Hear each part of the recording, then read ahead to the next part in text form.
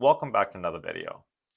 Before we start, please hit the like button down below if you haven't already, and please subscribe if you haven't to help grow our channel. Before we dive deep into this video, I do want to note that this video is only for educational purposes only. Please do not rely solely on the information in this video, and please do your own research, and even consult with your CPA to determine if this account is good for you.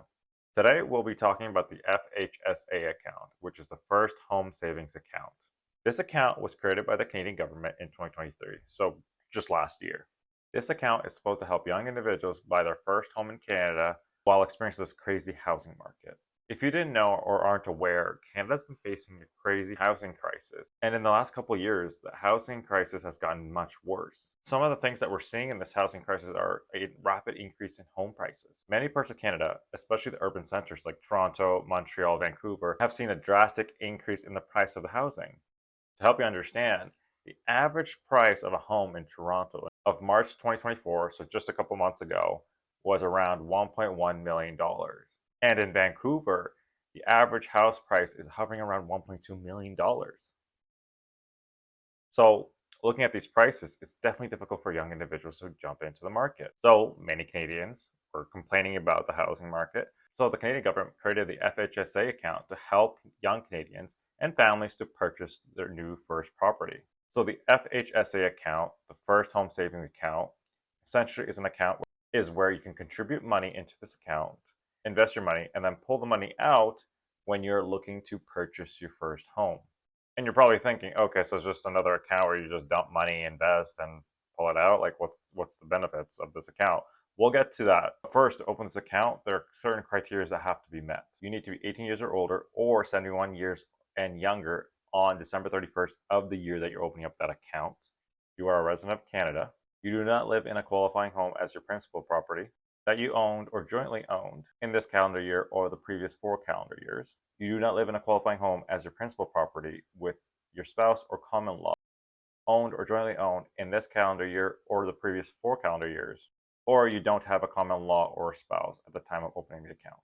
You're also probably wondering, what is a qualifying home? I keep saying qualifying home. The Canadian government has listed what they consider to be a qualifying home. So these are single-family home, a semi-detached home, a townhome, a condominium, a mobile home, duplexes, triplexes, fourplexes, or apartment building, a share in a cooperative housing corporation that entitles you to own and gives you equity interest in your unit. Now, let's say you've met all the criteria. Now you can reach out to your financial institution to see if they can help you open up this account. Now let's look at the contributions, because this part gets interesting. So the year that you open up your FHSA account, you can contribute $8,000 per year to a maximum of $40,000. And any amount that you don't contribute in that year can be carried forward to the next year. So for an example, let's say we open up an account this year. You can contribute up to $8,000, but let's say you only contribute $5,000. Because you didn't contribute the full $8,000, you have $3,000 remaining for your next year's contribution. So your next year contribution would be $8,000 plus the $3,000 from the prior year. So that means you would have $11,000 contribution that you can make to that account in the next year. However, please note, the maximum amount that can carry forward to the next year is only $8,000. In any given year, your contribution limit will not exceed $16,000.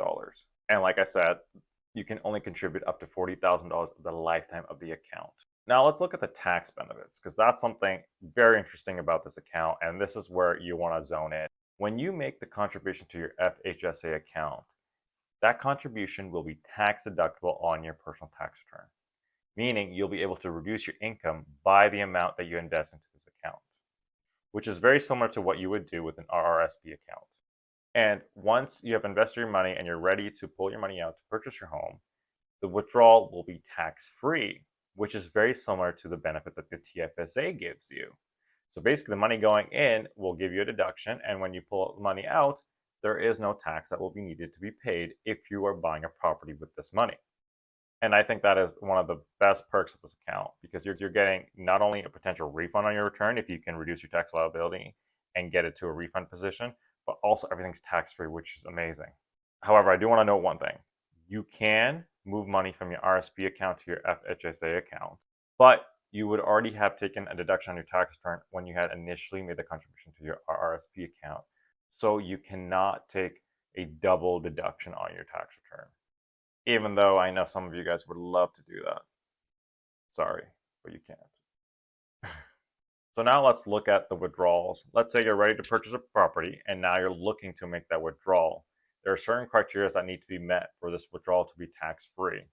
The first one is that you have to be a first-time home buyer. The second one is that you should have a written agreement to buy or build a home with the acquisition or the completion of the construction date before October 1st of the following year of withdrawal. You must have not acquired the qualifying home more than 30 days before making the withdrawal. You must be a resident of Canada from the time you make your first qualifying withdrawal from one of your FHSA accounts until the earlier of the acquisition of the qualifying home or date of death. You must intend to occupy your qualifying home as a principal residence within 1 year of purchasing or building the home. When you do make this withdrawal to purchase your home, remember to file an RSC 725 and send this to your financial institute when you're making this withdrawal. If all the criteria that we talked about have been met, you can pull out your money to purchase your home tax-free. But I do know some of you guys are wondering, is there any way you can pull out money from this account tax-free without purchasing a home? And there are a few reasons why you could. You can do a direct transfer to your RRSP account or RRIF account. You can do a direct transfer to another FHSA account, or you can do a designated transfer. And a designated transfer is, let's say you go over your contribution limit for the year, or you've gone over the contribution limit of $40,000, and you can withdraw that amount tax-free. So to do these designated transfers or designated withdrawals, you will have to file an RSC 727 and send this to your financial institution. So the amount that is withdrawn or transferred isn't taxed. However, if you're thinking of pulling out your money for any other reason, sadly, it will be taxed as income. So I did want to talk about my thoughts and opinions on this account. I'll start off with the pros and talk about what I like about this account. I think the first one's pretty obvious. It's the tax benefits. I love the fact that any contribution you make into this account will be tax deductible on your tax return. So you can have a lower taxable liability or even get yourself in a refund position and take that refund and reinvest it. Also, I love any gains on this account are tax-free. So when you withdraw, you pay no tax as long as you're buying a property or doing a direct transfer. It can be a great assistance for down payment because anyways, everyone's saving up cash for their properties. If you are looking to buy in the near future, you can use this account, invest, and make extra money with the gains that you get from the market, plus any other cash that you might be saving up.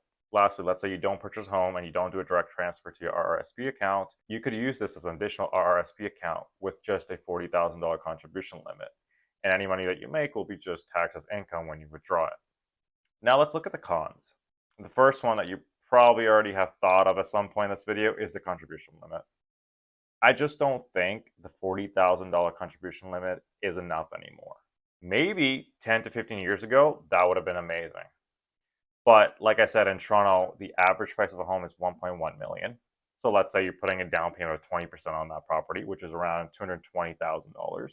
I just don't know how $40,000 would help you. I truly think that this contribution needs to be increased at least to $60,000 to $80,000. Another thing is that this account is market dependent.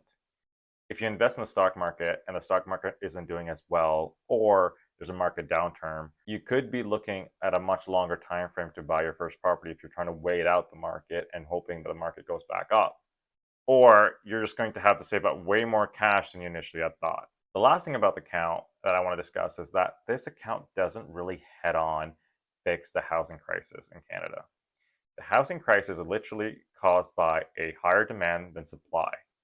So in my opinion, really to help everyone and all the young individuals purchase their home, you have to build more houses. It's really just basic economics. The demand is higher than the supply. To help lower the price, you need to reduce the red tape around construction and maybe even invest and help these construction companies build more houses faster.